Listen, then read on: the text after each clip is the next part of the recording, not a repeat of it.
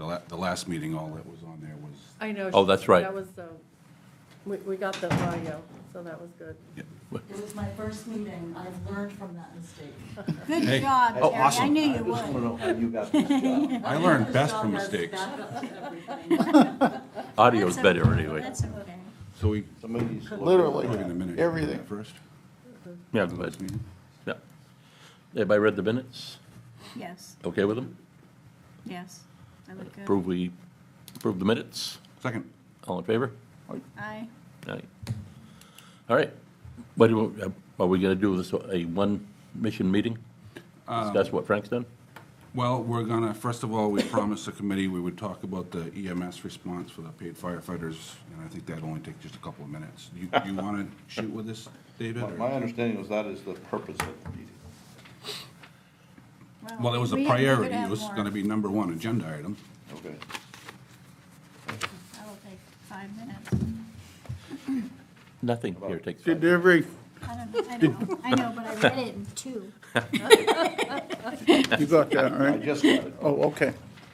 Was it distributed earlier? 'Cause I didn't- No, it just, we had to do some hoobie to get it onto one sheet. But the brief history of what that's about is our EMS providers, our EMTs, one of our very active EMTs is going out for knee surgery and is going to be out for 6 months. In all likelihood, that's going to create a gap in our coverage. So, right now, we don't have another EMT to fill that coverage. We've shuffled around EMTs and moved them around the best we can to try to cover those shifts, but there's a possibility that we may run into a situation where we don't have an EMT to respond. This isn't an unusual situation. This has happened in all 3 departments over several years that we've had this. So, So Dave, could I ask a background question? sure. Just to make sure I understand. The rest of us don't schedule. So in your schedule, if you're on schedule, are we guaranteed, is the best one can say, that person is going to be available? Yes.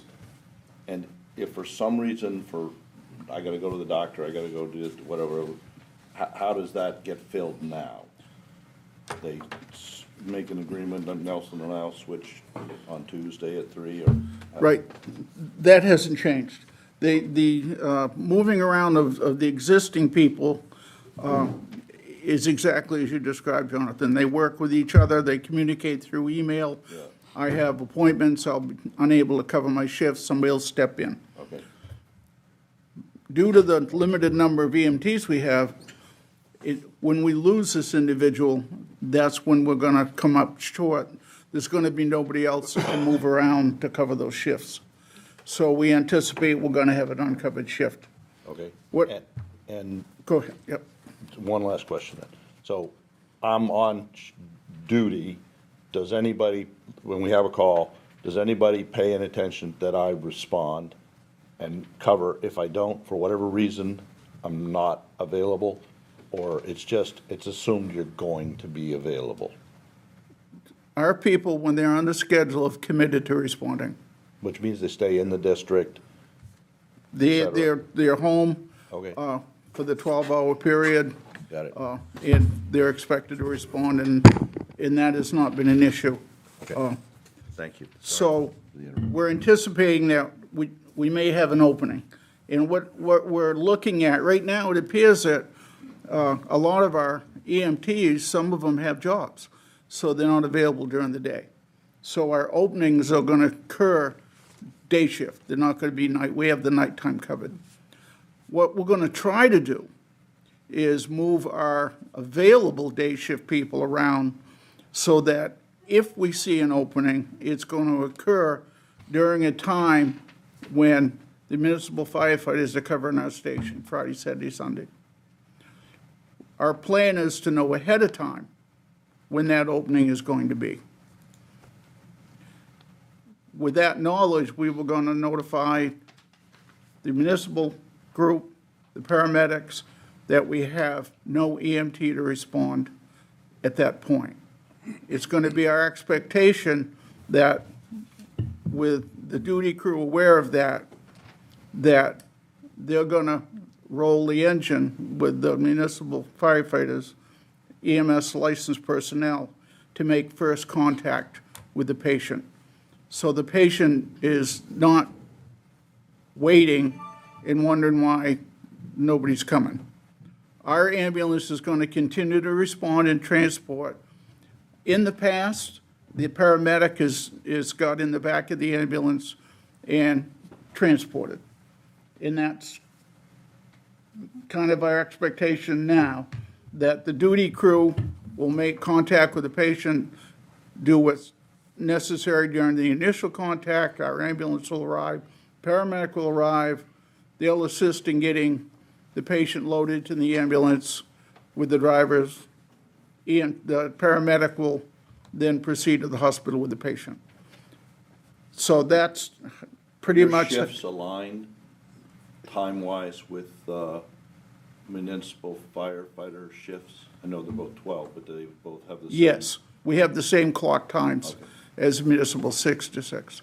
So one point I wanted to make, not all municipal firefighters have their EMT certification. We understand that. Okay, all right. And I've made that. I've spoke with Frank, and we're going to try to ensure the schedule of Harpswell Fire. One of the two that are stationed there is going to be MS licensed. So you'll have enough advance notice that, We've already done it. We've Oh, already put okay. the schedule so that there's always going to be an EMT when in Harpswell. So we saw that and have made provisions for that to happen. We will continue to make an effort to cover our shifts. This isn't something we're just idly saying we're just not going to, we'll do it. But we wanted a system in place that, particularly me, that the patient's going to get first contact without waiting. That responding from our station directly to the patient will make that first contact. And then our drivers will show up, bring the ambulance and so forth. This isn't a real deviation from what we've done in the past. I think the big change is we're trying to schedule it. That's the big change. We're aware of it, and we're trying to schedule it so that we can make that happen. Ben and I recently just talked about what's been in the past, as far as the municipal firefighters responding on EMS. We've always been in agreement they'll respond on echo level and Delta, delta echo. level calls. second tones. Or in situations where, well, an example of what happened in Harpswell was we had a patient on the ground in the wintertime at Potts Point. The drivers and the EMS personnel were coming from either High Head or the Mountain Road. It was not prudent to allow the patient to remain on the ground waiting for those people to respond when the municipal people could just go direct to the scene and assist the patient until the other resources arrived. So There's this is, discretion. yeah, I There's remember discretion. that situation. so this is pretty much just, there's nothing unusual about what we're trying to bring forth. We're just trying to be proactive about identifying it and ensuring that we have EMS coverage. So when do you anticipate this is going to start? You said 6 months. When do you anticipate the starting date? He's, Next week, right? yeah, I think it's around the 15th that he's going in for a surgery. Oh, okay. Thank you. So Monday through Monday through Thursday would be in our normal mode. You don't have an EMT, you're gonna tone out OBI. That's our regular Yeah, that's what mutual we aid usually do, routine, yeah. right?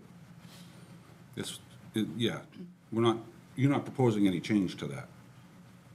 No, I don't. We're still not proposing that change even during Friday, Saturday, Sunday as well, because we're not excuse me, go ahead, Dave. No. But Yeah.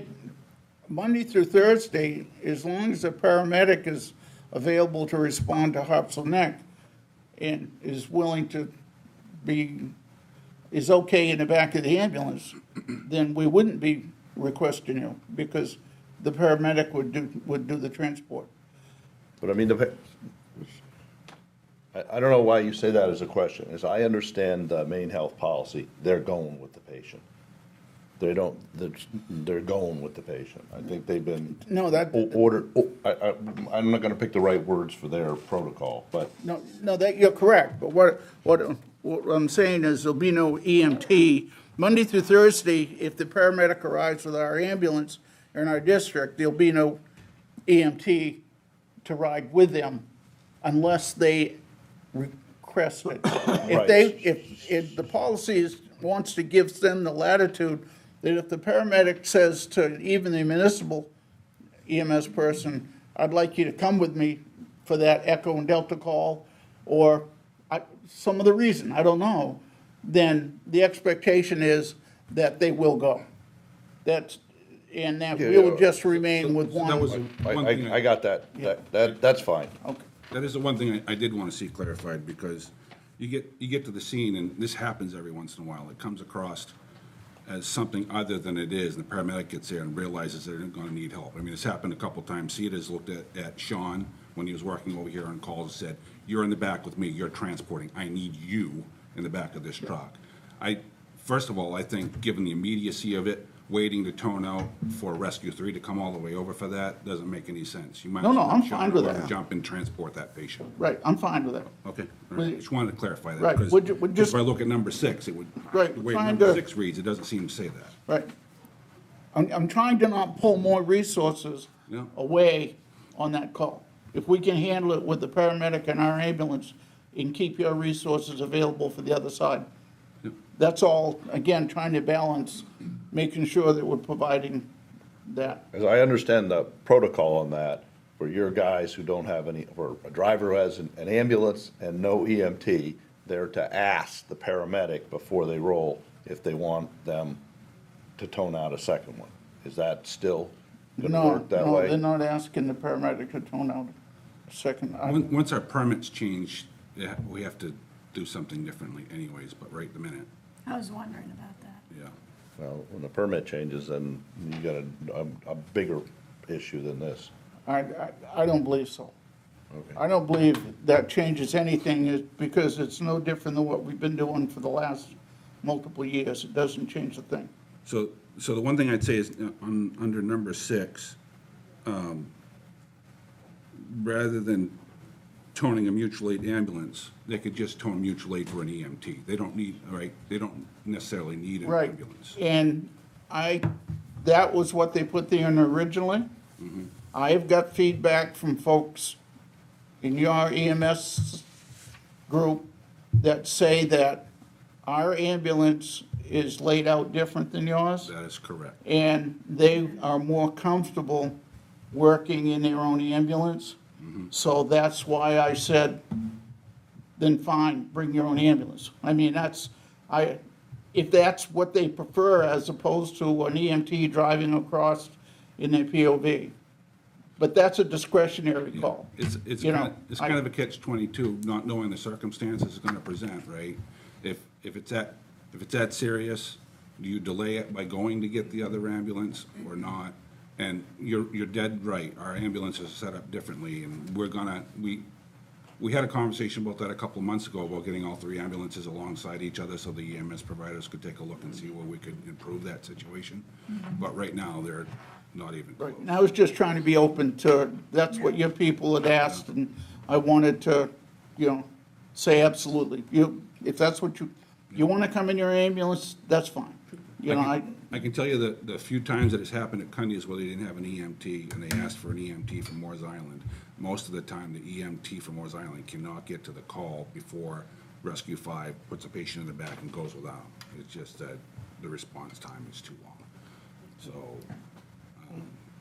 but this is gonna have to be, we're gonna have to evolve this as we go, because especially with a permit change, trying to figure that out, modify it. But I'll reach out to Harvey and Scott and and Chris and see if there's something we can do to make the ambulances more similar, bags, whatever we gotta do. So, I just wanted to accommodate those that was brought to me and said, fine with me, you know, I'm just trying to keep resources where I can and get the patient taken care of.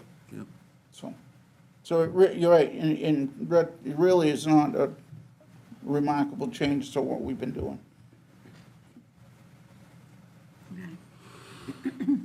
We're gonna present this to our group so that they understand at the time what, And there's no, I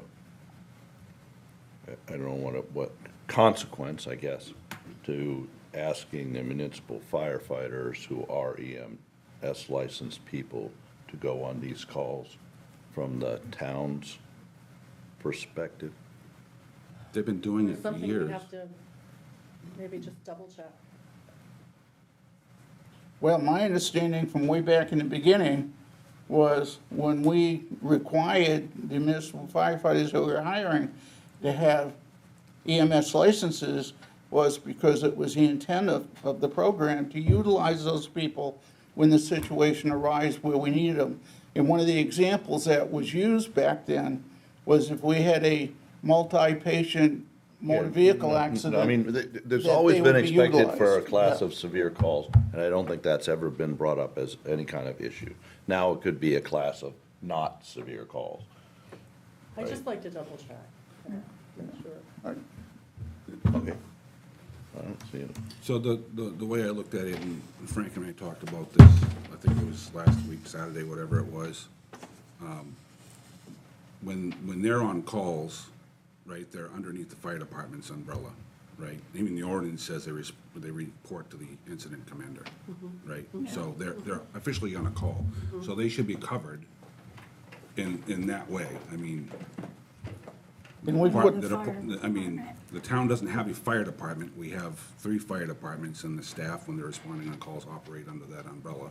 Right. And the fire departments are also the EMS agencies, so, I mean, I'm not sure why that would be, it's not a change. Yeah, and we have included all the municipal EMS personnel onto our roster. So if they were to accompany the patient, they can complete the run report. I provided all the names. would this be adopted similarly for the other 2 departments? I mean, I know we don't schedule people, but, you know, would we? So the current policy, the way it was already in place, and it's been that way for a few years, is any Delta or Echo calls, Okay. any second tones where we don't have an Right. EMS provider. Yeah. That's always been the case, so. Yeah. And we had talked a while ago about if we have an identified period of time where we know for a fact we don't have an EMT in town, we would give them the heads up so they could roll on the first tone. We've been that way for some time, but I think we kind of backed off of it for some reason, and now we're back to basically baseline. Well, it all hinges on the availability of your EMTs, you know, that's a dynamic thing that, again, all it takes is one person to have a medical issue, and all of a sudden your numbers have gone from 6 to 5, you know? It can change so dramatically. Where, It's a curve like this, right Yeah. now in Right. Cundy's Harbor. We're on this part of the curve But for you might be, EMTs. yeah. Except Chris Manos just announced he's leaving for 10 days, so. careful. Just, they can stop having 5 of them go on the rig and have 2 of them go. You're on the Crisco slide now. Is it a swell or is it a C? well, my position is we simply have no bench.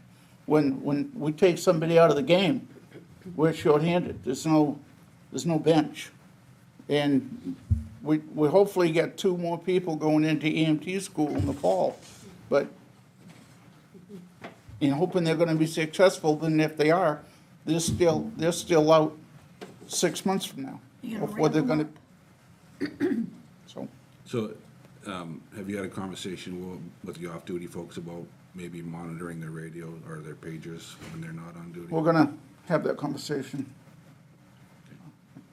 I don't know if I mean, Chief, are we able to change the dispatch run card during these periods? I know that, so that they get it gets added to the call as a known fact? I think it would be too difficult. Yeah, I don't, if we knew for a fact every Friday we were gonna need them to respond on calls, they could adjust the plan so on Fridays, every week, Yeah. that they would add another unit to the run card. Yeah. But this isn't something where it's gonna be every Friday, this is gonna be as needed, so I don't think we could do that. I think that's kinda why we've gotta rely on some provider judgment on the behalf of the town staff. You're gonna notify the town staff saying, we don't have an EMT, they're gonna know that they're gonna roll. I mean, right now dispatch does not dispatch town firefighters either. They dispatch the fire departments and No, I get that. they know when there's a fire call, they roll. I know, but there's gonna be calls that aren't getting dispatched as fire calls at all. Well, I think that's a matter of Frank's gonna explain to the staff what the change is, and just like for the fire calls, they're gonna be monitoring tones. I mean, They're just gonna listen, yeah. They do anyways, We I'm listen sure. to them all right now. yeah. All right, are we good with this? Is there, I don't see Sounds any great. difficulty. okay. It wasn't as big a hurdle as we thought it was going to be. No, And you said effective date, like, August Next week. 15th, next right? Sure. week, 15th, or? sure, that's fine. Yeah. I think the big thing is, I think you said you already did it, you've already taken care of the scheduling piece, so it's ready to go now. Oh, okay. We, for the month of September is when we started it, but I'll check. You said on the 15th of August is when it's? Yeah, I think that's a good date to put. You only Yeah, have, but Dave doesn't know, Dave has gotta tell you which day that it is, right? I mean, That's what we're hoping. sometime soon. We're hoping to determine. Yeah. so how many non-EMS providers do you have on the? Two. Two. So you know who the two are, you just don't schedule them together, I mean, that's pretty simple. All right, so we're all set with that item? It's 2:00 already. 5 minutes. But Frank worked, I just want to say Frank worked really hard on, Yes, it was lovely. on this, the draft he sent out, and we've already had there was some minor typos, but take the opportunity to read it. The big one was, just the way it was worded, it came across as 5 shifts, when really it's only 4 shifts, which is the national standard.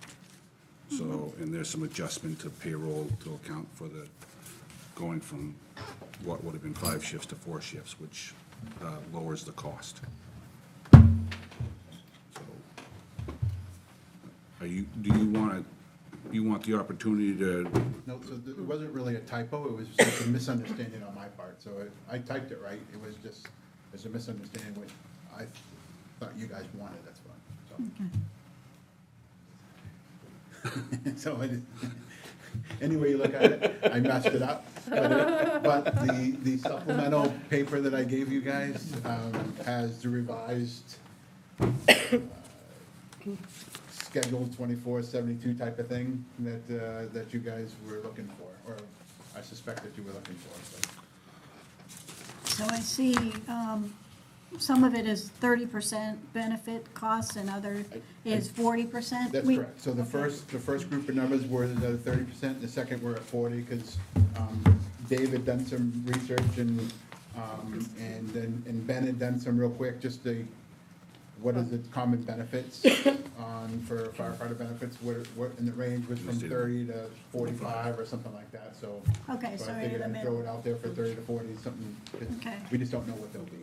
Brunswick, for example, is 43% right now. Okay, Probably that health insurance is a huge part of that. It used to be 30. When I spoke with Chief Brilliant, he said, because I went on his website and did the math from the town budget, and then when I spoke with him on the phone, he confirmed that, yeah, and you're probably right, and they have Main State Retirement too, so yeah, they're that's another, they're at 43%.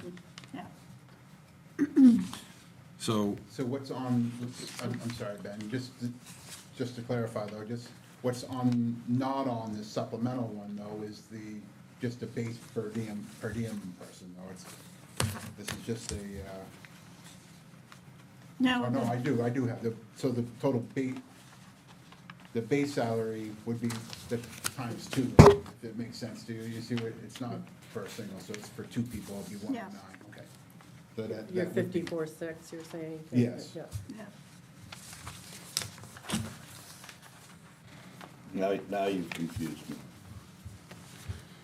So I can do math between 76 times the number of people to get the base, then I can do strict math to get the benefits and the total. But I'm still not sure where the per diem number went. So So- if you're that great at math, what's 109 divided by 2? 76,440.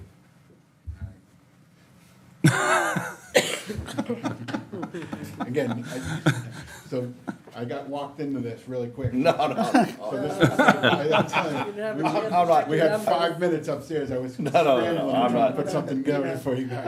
That was not, that was We can tweak that was them a out. cheap shot, and I take it back. So, We can tweak them out. so the bottom line is, when you run the number at a $25 an hour, average 42-hour work week times 52, plus the 30%, Benny. the 40, plus the 40%, Yeah, for benefits.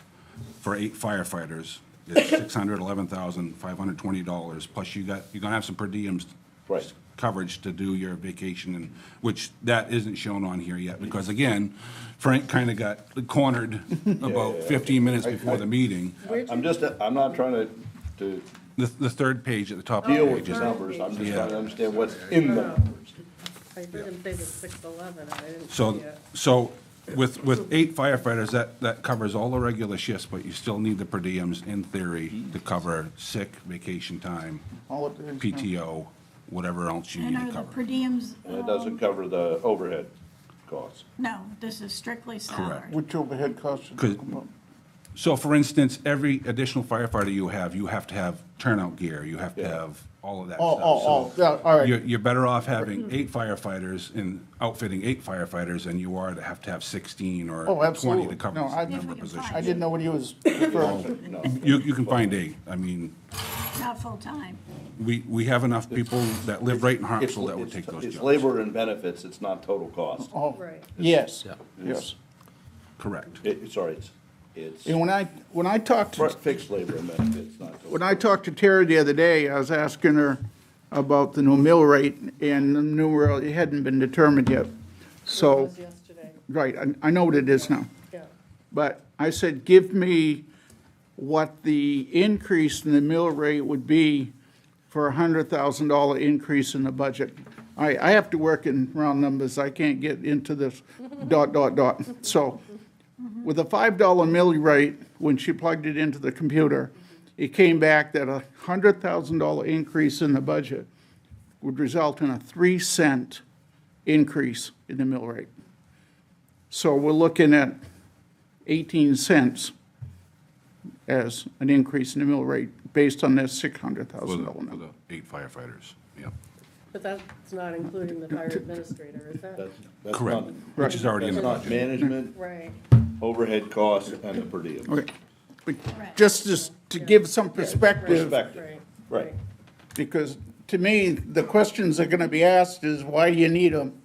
And how much does it cost to the taxpayer? Not necessarily the dollar amount to the town. How does it affect me individually, you know? I wonder if one of the questions is gonna be, could you incrementally move in that direction by seeing how you do with per diems, filling additional slots? I think that'd be a Versus going nightmare. immediately, huh? I think that would be a nightmare. Well, that's what we do right now. Yeah. I'm just saying incremental instead of, Instead of starting off with 8, I'm just putting that out there, because I think that might be a Yep. question that, Well- Right, and it just not a reasonable approach to make. That 24-hour shifts is a difficult thing to fill. you gotta go back to traditional fire department schedules and what's the most efficient way of getting the people there and having them available to respond. And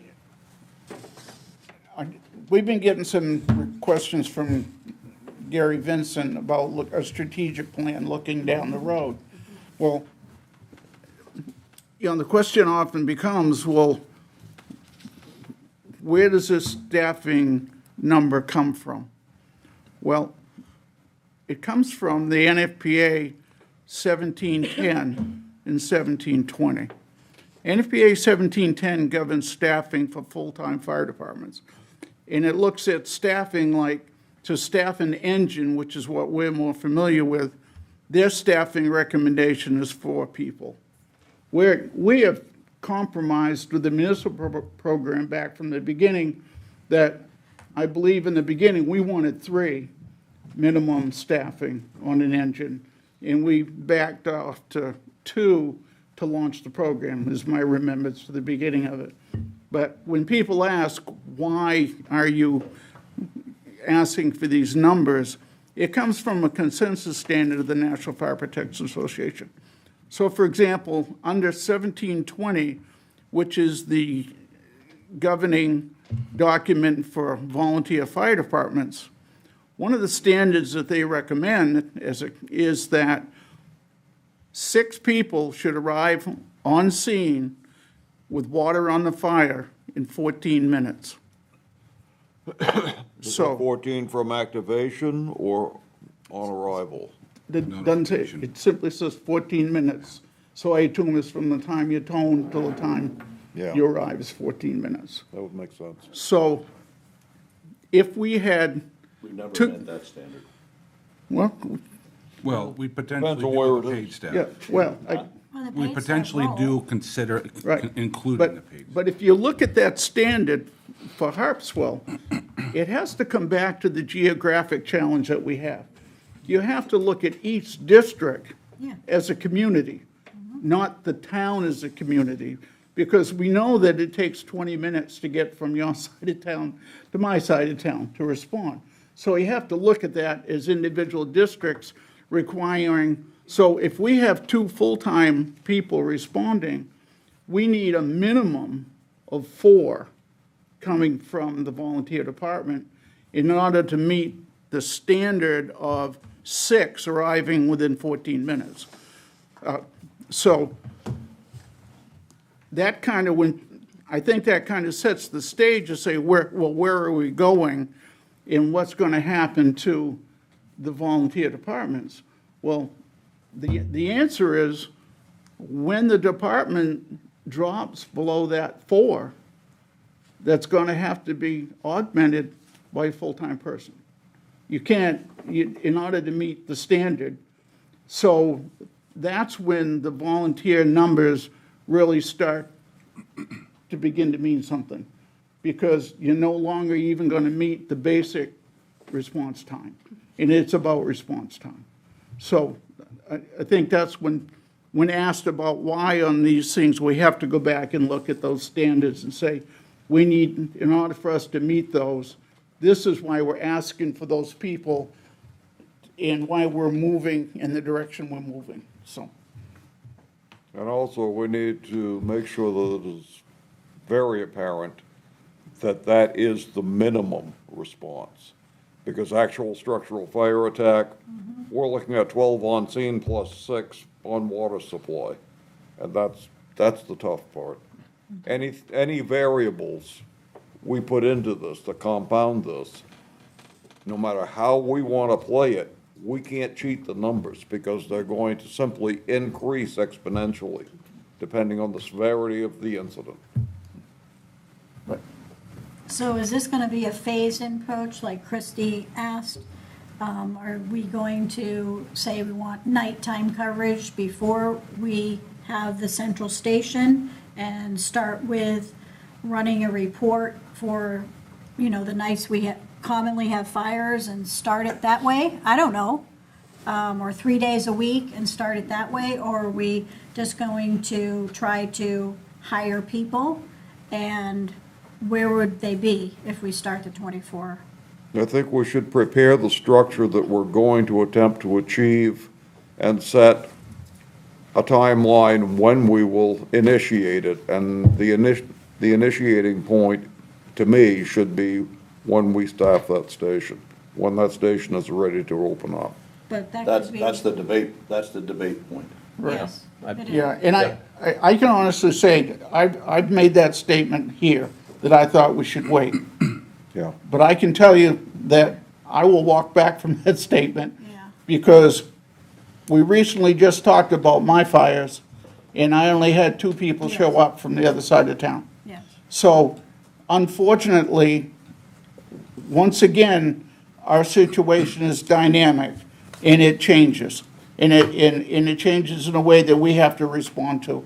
So my recommendation is what was been recommended, I think, earlier in one of the other meetings, is we need to go to the budget committee Yes. with a budget for 4 shifts, a minimum of 2 per shift, and in the next budget cycle. And Be ready at town meeting if it passes to start hiring. Yeah, and I Right. think one of the points I wanted to make is, could you do it with 6 full-time and more per diem? But you're saying you need 8 full-time. I'm just asking if there's a little Yeah. bit of a way to, well, Yes. I'm saying the ultimate end game End game, I would be get. 8 full-time Oh, plus I get that. the administrator. But is there, you And know, there'd be, ability to, right, there'd still be per diem pool available to cover, as Ben pointed out. But we don't have that many people right now. right, Like right now, my understanding, I did a little counting, and I may be wrong.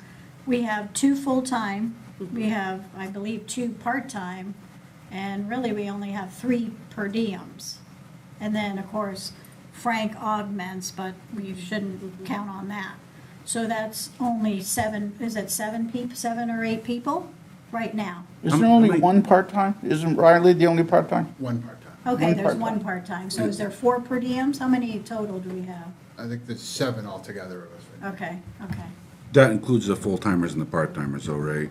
So there's 3 per diems then. Correct. Okay, 3 per diems is not gonna fill this, and if you're No, gonna have to I'm hire saying- anyways. as you move to covering those night shifts, And- do you need to immediately, and I'm not saying when we're gonna do it, I'm not talking about that at the moment, because I think there's a strong argument for doing it before we get the new building, but I'm just saying, do you immediately have to go to the 8 full-time, or can you do some, 6 full-time with more per diems? To cover those shifts that you wanna pick up, the 7 days a week from 6 PM to 6 AM, that's kind of what I'm, So the reason why I Sorry, asked how many Alice. per diems we have is there's clearly not enough per diems to cover if you're gonna hire anyways. The Right. goal should be to hire full-timers. But what if If we you, can't? because you gotta hire them, you've gotta do everything you gotta do to get them on the job, including buying brand-new turnout gear at around $5,000 a pop. Why would you hire per diems when you need to go full-time anyways and have to buy all that additional gear? but I can But recall people I saying we think- weren't gonna be able to fill what we have done. Like Frank tells me we're covering, is it 100%? Yeah. The 6, AM to 6 PM with the staffing that you've just talked about. And I'm just saying, is No, we're there a way doubling to the cover hours. those additional hours, you're talking about the need, by not going immediately to 8 full-time? That's all I'm putting. I mean, out but there. the answer is obvious to that question is yes, you could do it that way. But the answer is from the staffing, from a longer-term plan of how you're going to run, when you hit the ground with the central building, right?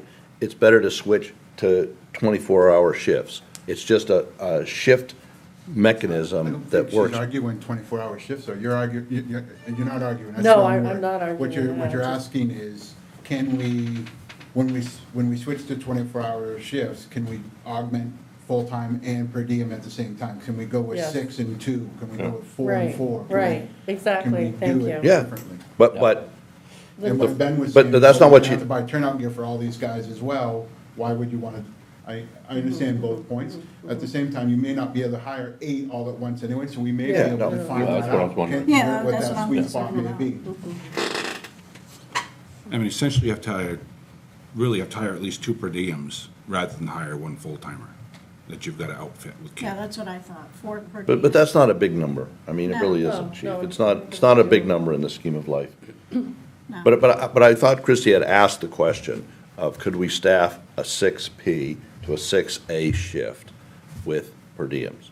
Not think- all per diems, I'm saying. I Oh, mean, maybe. okay. I mean, I did- but I was- misunderstood the I was just wanting question. us to think about doing it with a combination. Because we have a combination now. Yes, We exactly, have exactly. full-time, part-time per Yeah. diems. I know you ideally would like to go to all full-time people, but I don't see, just my own experience with staffing, when I worked at the hospital, we had all three of them, and we had them for different reasons.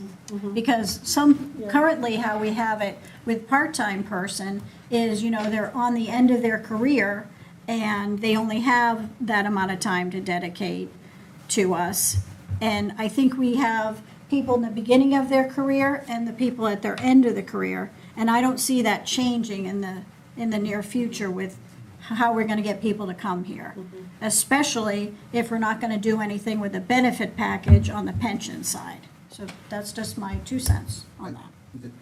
Just to add a little bit, I Yeah. think it's be very difficult to hire a fireman to say you're only gonna work a 12-hour shift. I Yes. think that's gonna be difficult to do, to try and say either you're working 6 to 6 or. Or either even one- just a either one 24, yeah. When you do that, as a full-time person, Yeah, if that's what you, yeah. I don't know if that's what you were suggesting. I would kind of assume, consider what the call volume is going to be like in the overnight shift, that Harpswell might be kind of attractive to a lot of people. Yeah. Yes. I agree, and I think that's how, because of the benefits aren't so good, we might be able to get those people. Yeah. Seems like we've been busier at night the last couple of years. Yeah, but it's not, not once a week. And that's when, frankly, the reason, when we started this conversation, I started it with, out of the last 14 fires we've had, one of them has been during daytime Yeah. hours. The other 13 were at night, including the fatals. Yeah, they were. Yeah. Well, I mean, statistically, when I look at my numbers, 80% of my runs occur between 6 in the morning and 6 at night. 80%. So my structure fires represent 3% of my calls. So, and historically, looking back my 20 years as chief, it was rare that I had 3 structure fires per year.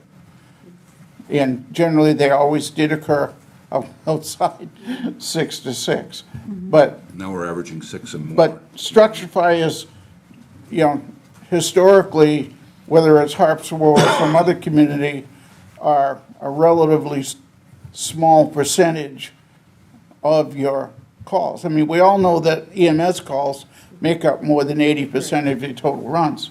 But structure fires, I think if you looked at the national numbers, they wouldn't be much different, depending on, obviously, the community. But, they're only making up 5 or 6% of your calls.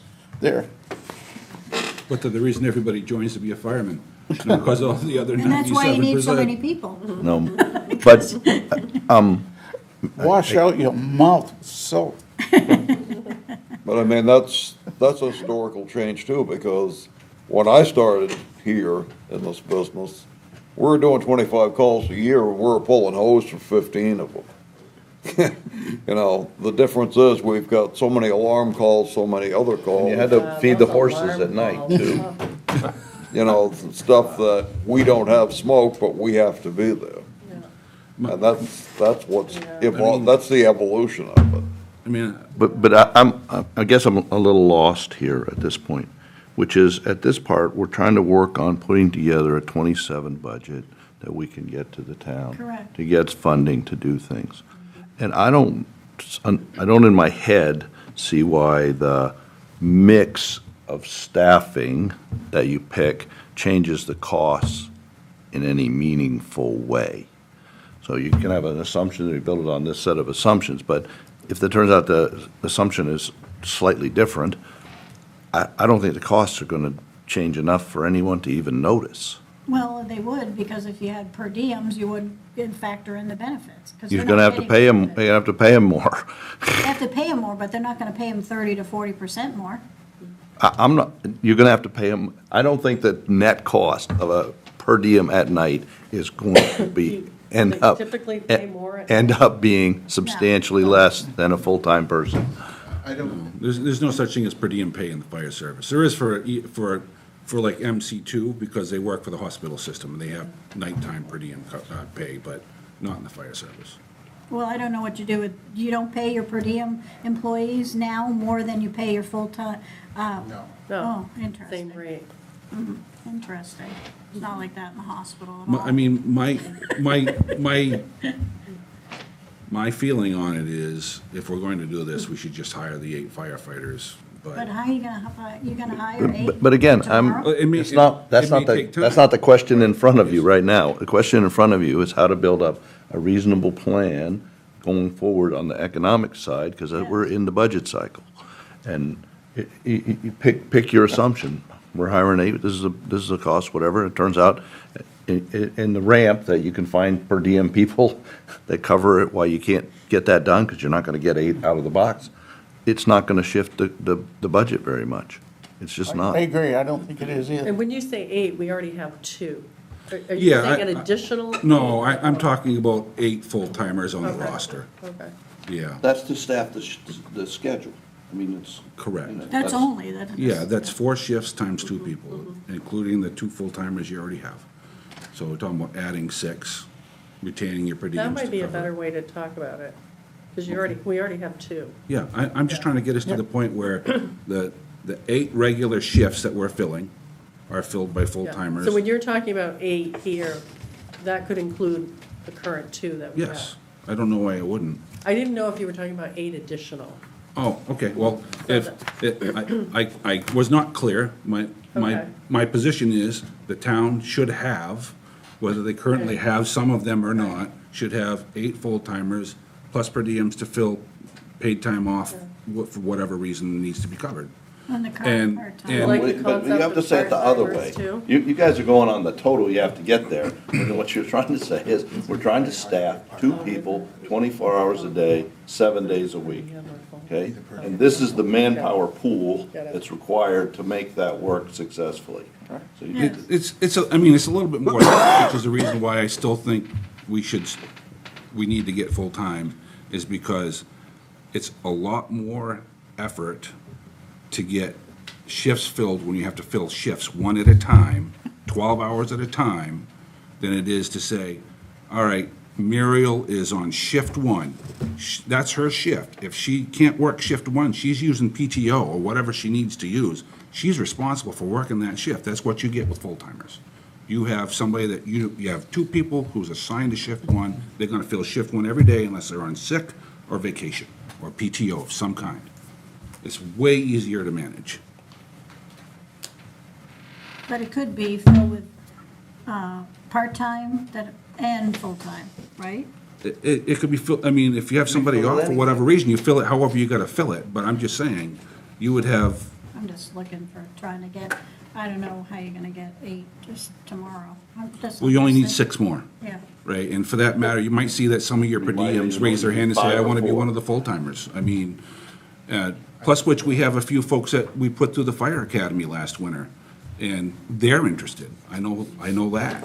Okay. That we have folks that are volunteers right now that would step up and take shifts if they were hired. So I don't think we're gonna have a problem finding 6 firefighters that are gonna work, that are willing to work as full-timers in Harpswell. So are we back to Jonathan's point of you figuring out what we should be budgeting for up to We're trying to come up with a 6? budget. We have to You know, come up with a number, yeah. Yeah, and we don't have to spend it all. Well, But, I mean, you don't have to be perfect about how you're gonna do it either. It's a budget. I think the because- budget would have to be up to total of 8, because Well, if you- that's what, if you're counting the ones that we have now, or if that's what you're saying.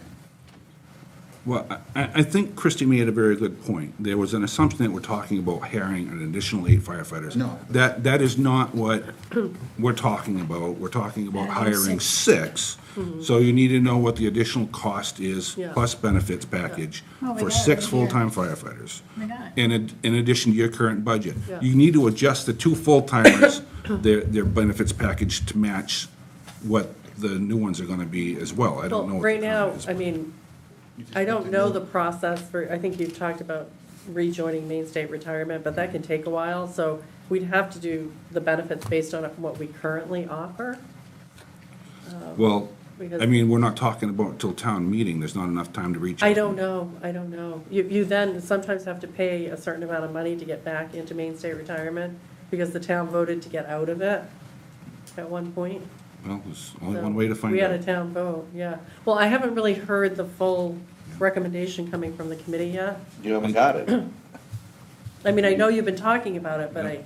so, to the Understood. extent that we can budget, it might be based on our current benefit package, I mean, which could be improved, but. How much time do we have before before the selectmen have to, or a number has to go to the BAC for Well, consideration? we need that number in that early October timeframe. Mid-October is the latest thing you can. Yeah, make work. mid-October is the latest. Yeah.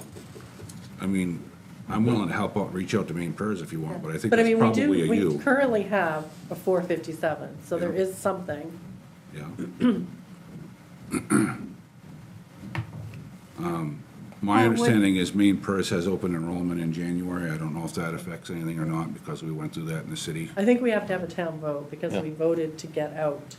Yeah. So we're gonna have to have a vote to get in. So what would that look like if they decided that they would go back in?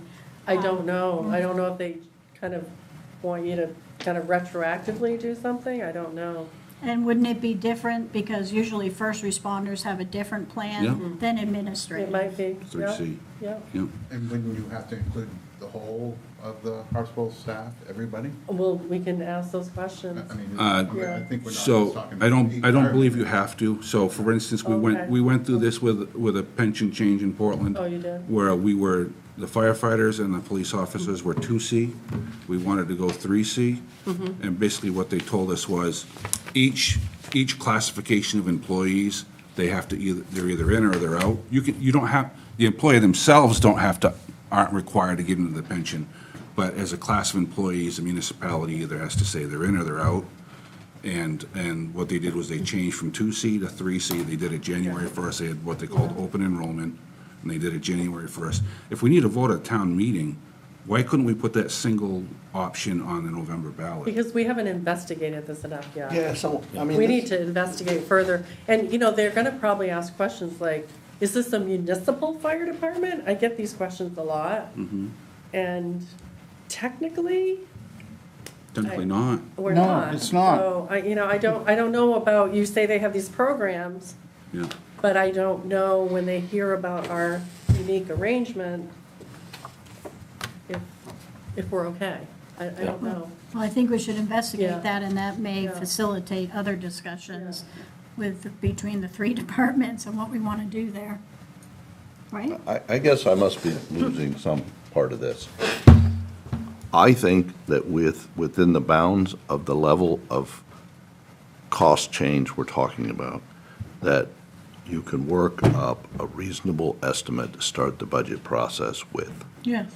On the side of that, right, is a separate question that I don't know how the town wants to address it, which is that it's likely that this class of people are expecting a benefit program that's better, I don't think it's better, different than the town's offerings today, based on the competitive market we're in.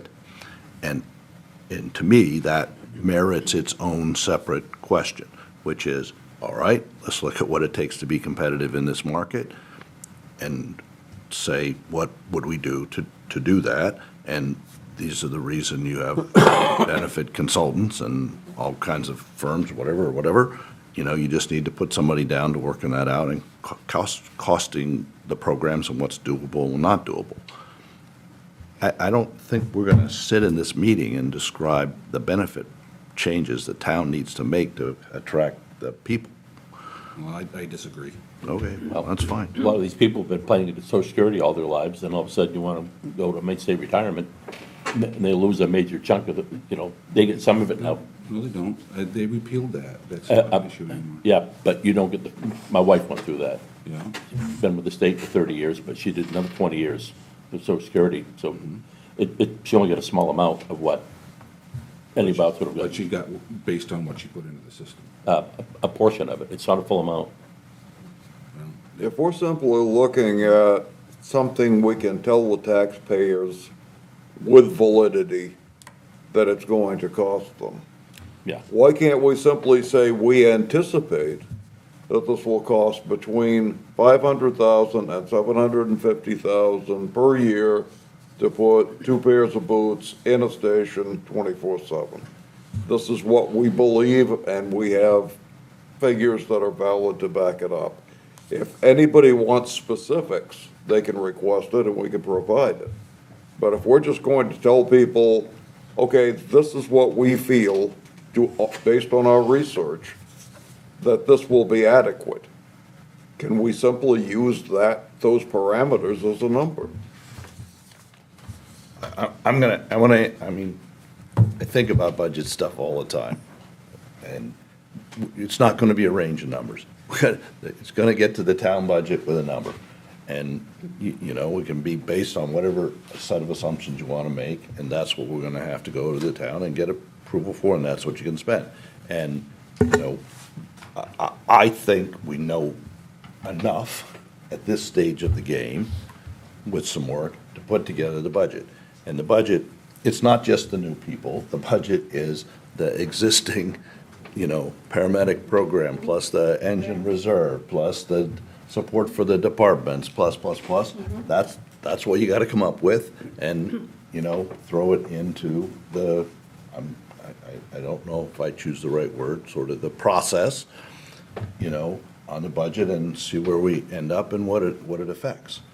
But I wouldn't stop that work, right? Why I went over here on the side and said, all right, well, how do we get in Maine State retirement? It's not, it's a parallel project. Yeah. I agree, that's, Yeah. it's just that, I think the point we're trying to make is looking at other municipalities, and I was told Bangor, for an example, left Maine State retirement, and then they hired some new firefighters in Bangor under a different retirement system. Those firefighters they hired didn't stay, because they're standing beside somebody that's got a 25-year straight retirement that's gonna get out at 45 years old, and they're looking at being there till they're 62.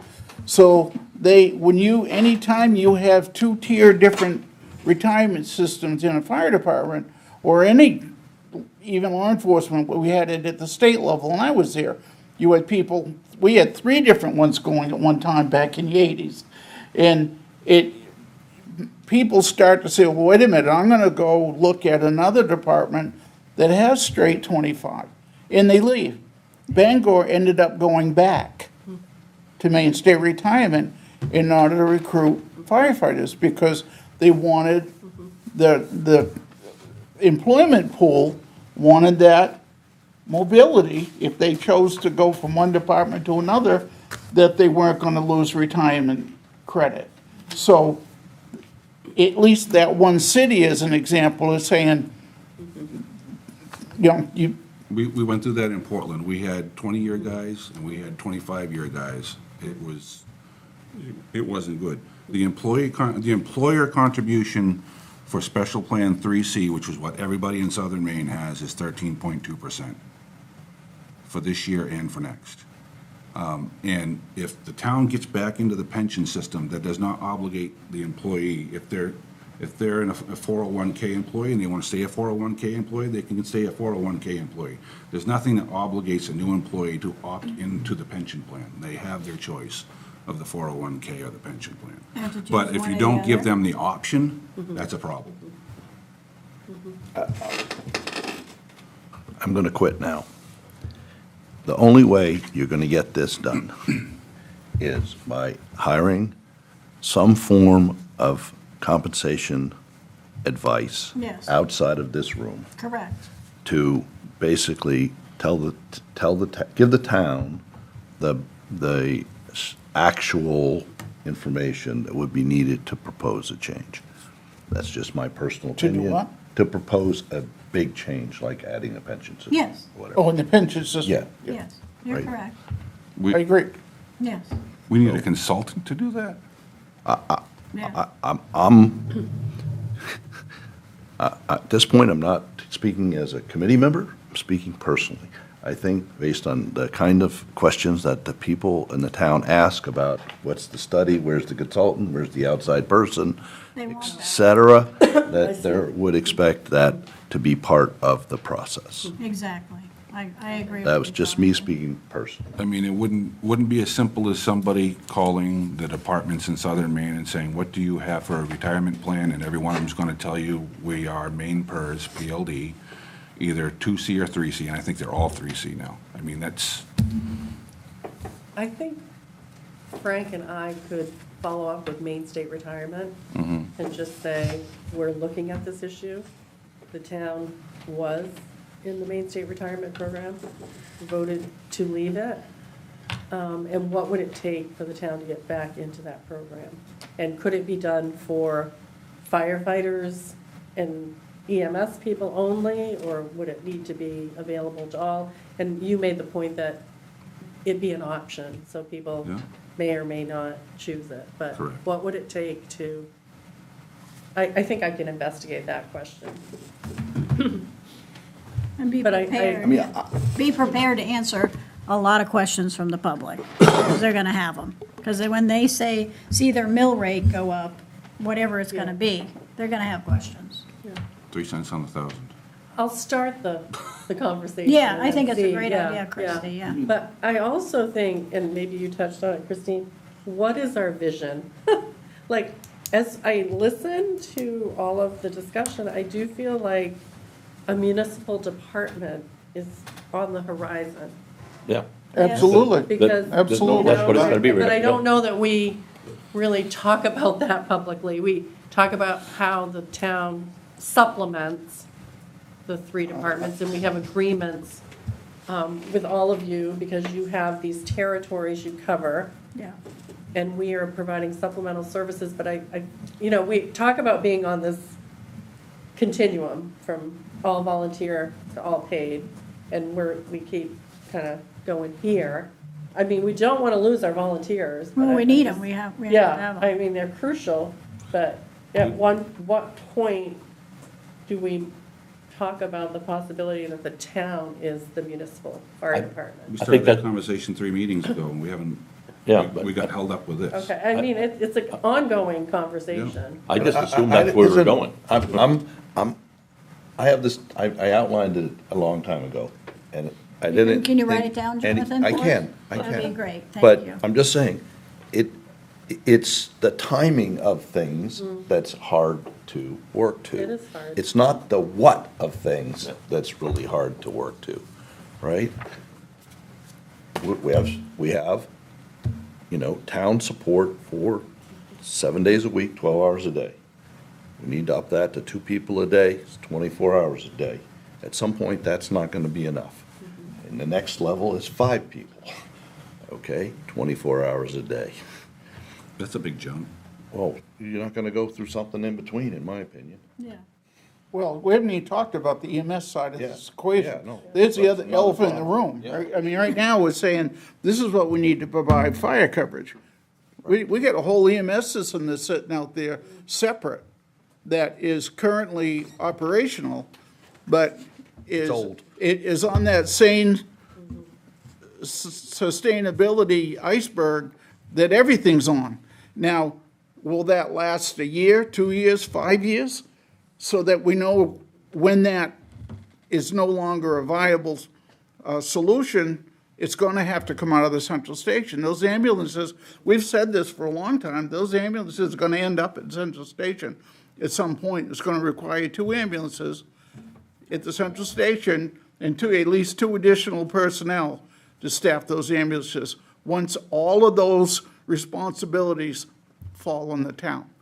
And that is such a dynamic, to repeat the word, but when is that, I know a lot of people, particularly Gary Vincent, would like to ask us, when is that gonna happen? Well, I don't think there's necessarily a way that we can point to a date in the future and say it's gonna happen on this date. That's the difficulty of trying to keep this whole thing working. It's just much more complex, I think, than people realize when you're dealing with three independent corporations. It's, the idea we're gonna make a wholesale change to a municipal department in itself is that's another whole ball of wax to deal with. And I didn't even layer that on top. right, we are trying this continuum you described, Christie. We're trying to move and prepare ourselves for, if this happens, are we in a position to be able to respond effectively to it? And I think that's the goal of the central station, is to provide us with the facility, the basic people there, if we need to augment those as those responsibilities shift to the town. And is it 2 years, 5 years? I don't know. I think Crystal ball. we are in the process of having to make a transition from the paid staff being supportive to the volunteers to now we have a cooperative system. Absolutely. It's completely cooperative and collaborative. One isn't supporting the other, it's both and. Yeah, we need both. We definitely need both. It's not a whole system without both. The model that we have right now doesn't work without the volunteer stations where Right. they're at. It's certainly. Even in the not with future. Response times. No, it doesn't But the- even have but to be built as. The volunteer system isn't working central without the paid station. staff now. No, I know. So, Well, it's the Not most when we're efficient way to Central do it. Station to It's the possibly most No, I'm just saying, Harbor or the Land's End. we didn't build it big I enough just think we to be still the only need thing. ambulances at The the central station. stations. Yeah. It's not big enough to be the only thing. So what's our recommendation for the budget committee? I'm out of time. You need more time. We So- can report back on Yeah. looking into the Main State retirement great. question. And then, I don't know, Frank, if you want to spend then, before the next meeting, that if you wanted to update that report you sent out and then got bushwhacked 15 minutes before the meeting, or how you want to do that and make some adjustments as you and Christie think. I did figure out my math, Jonathan. Okay. So it's correct, it's just kind of convoluted there. Somehow we've got I to figure I out, retracted that, Frank. somehow we've got to Retracted figure out it. how to get beyond the recommendation of the town on the staffing piece of it and get back to the conversation we started 3 meetings ago about, are we ready to have the conversation about any kind of consolidation or,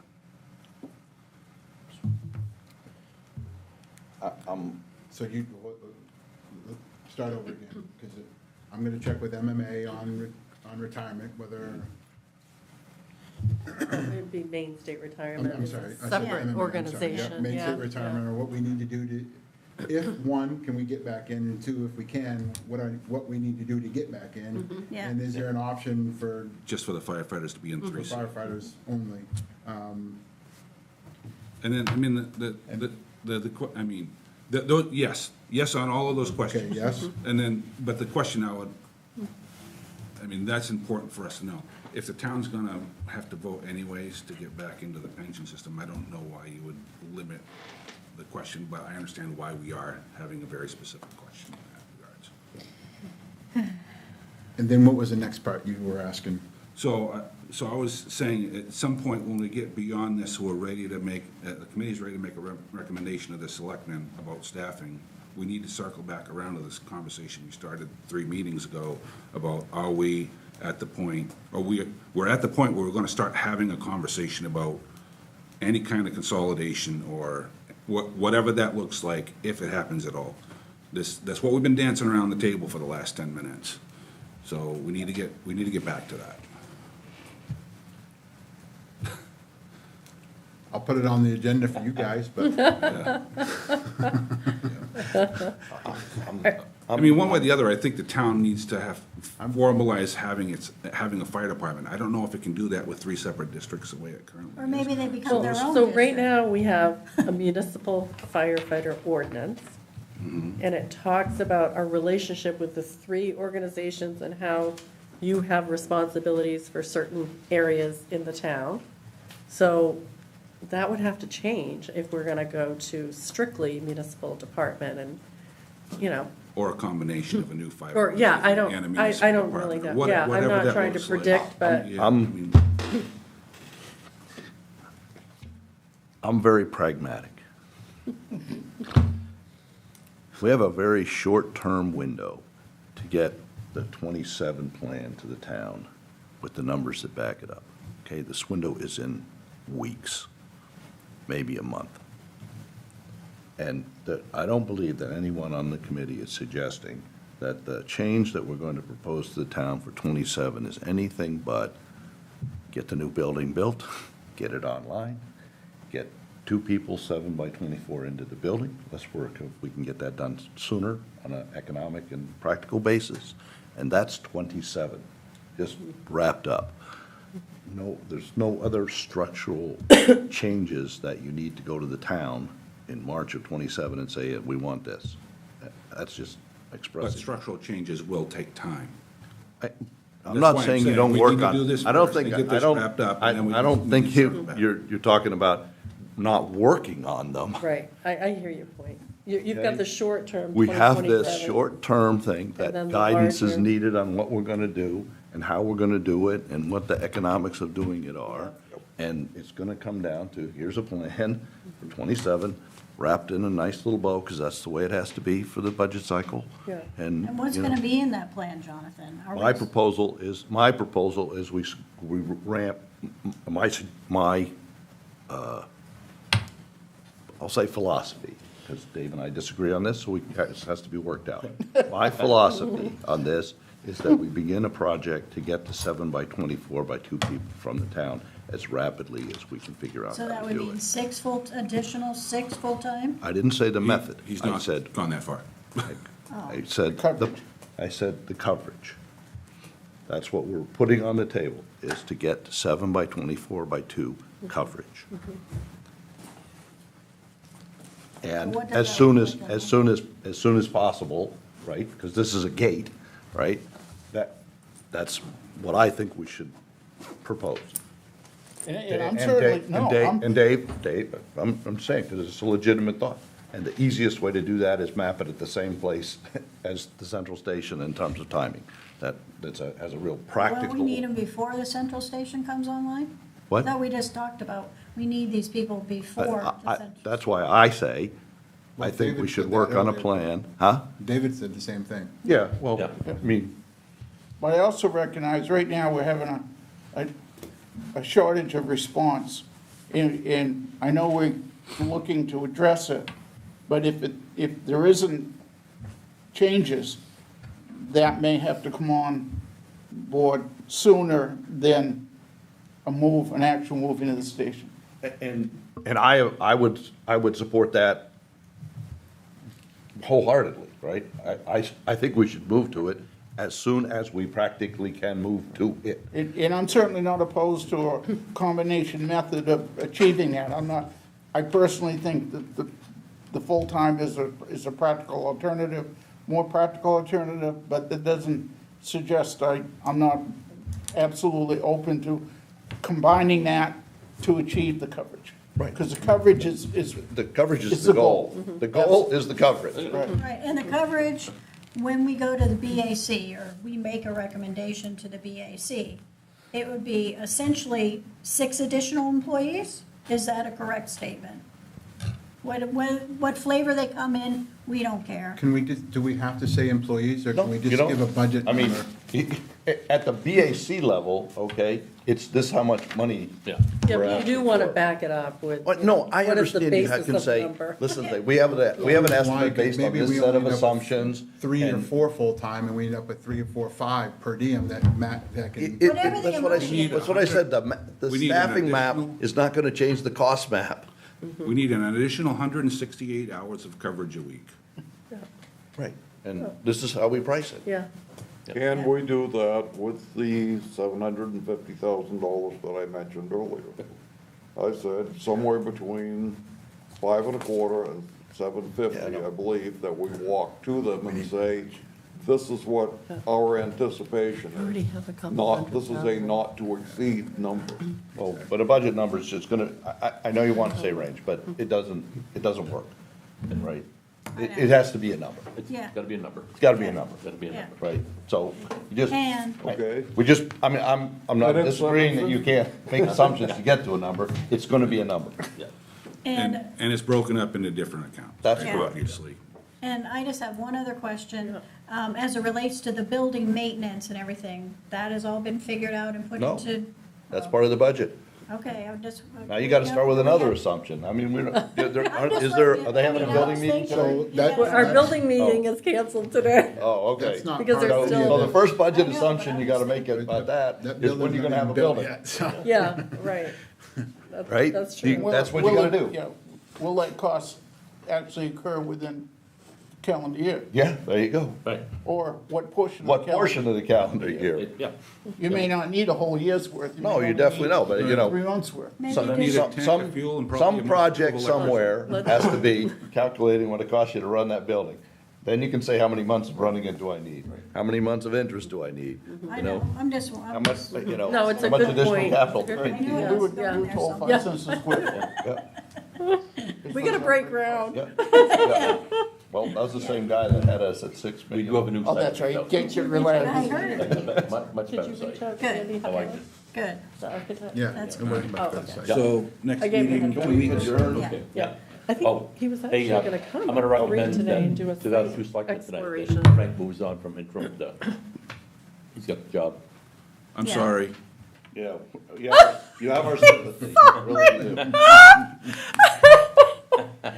By the way, Frank, And is that a congratulations? In the fire, that's what we say in the fire as service. long as Matt and David go along. Hey, do you know firefighter Since I look so-and-so? so Yeah. confident, right? I'd wait to see how the meeting went before I brought it up.